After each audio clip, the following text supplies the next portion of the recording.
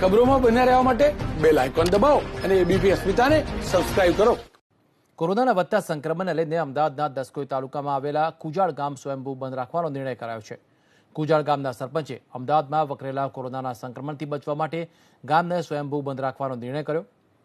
સોમવાર સુધી કુજાળ ગામ સંપૂર્ણ બંધ રહેશે. કુજાળ ગામના સરપંચ દિનેશભાઈ ઠાકોર આપણી સાથે જોડાઈ ગયા છે. સરપંચશ્રી, શા માટે આ નિર્ણય લેવાયો છે અને શું તકેદારી રાખવામાં આવી રહી છે? ગામમાં શું છે, કોરોનાના કેસ સ્થિતિમાં જે વધી રહ્યા છે એના કારણે અમારા ગામમાં કેસ ના આવે એના માટે અમે સ્વતંત્ર 2 દિવસ જે સરકારશ્રીએ આદેશ કર્યો એના લીધે અમે સરકારના જે આદેશના કારણે અમે પણ અમારા ગામના જે વડીલો બધા ભેગા થઈ અને વેપારી એસોસિએશનના બધા એસોસિએશન વાળા ભેગા થઈ અને આ કામ કર્યું કે ભાઈ આપણે 2 દિવસ સંપૂર્ણ કુજાળ ગામ બંધ રાખીએ. શું શું તકેદારીના પગલાં લેવામાં આવી રહ્યા છે આ દરમિયાન?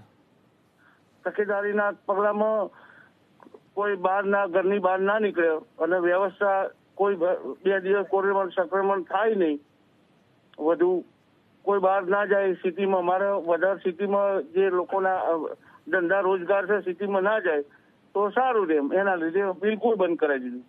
ગામમાં પ્રવેશના દ્વાર પર જે મેઇન રસ્તો છે ત્યાં ચેકિંગ સહિતની કાર્યવાહી કરવામાં આવી રહી છે અને માસ્ક લોકો પહેરે તે માટેના સરપંચશ્રી આપ દ્વારા અથવા પંચાયત દ્વારા કોઈ કામગીરી કરવામાં આવી રહી છે? હા, પંચાયત દ્વારા સ્ક્રીનિંગ કરવામાં આવે છે, બધા સેનેટાઈઝ કરવામાં આવે છે અને ગામમાં દરેક માણસ બહારથી આવે તેને ચેકિંગ કરીને અંદર જવા દેવામાં આવે છે. આભાર દિનેશભાઈ, અમારી સાથે વાતચીત કરવા બદલ. તો દિનેશભાઈ ઠાકોર હતા, સરપંચ કુજાળ ગામના, જેમણે કહ્યું કે તેમણે પણ ગામમાં લોકડાઉન વડીલો સાથે ચર્ચા કર્યા બાદ રાખ્યું છે અને લોકો નિયમોનું પાલન કરી રહ્યા છે.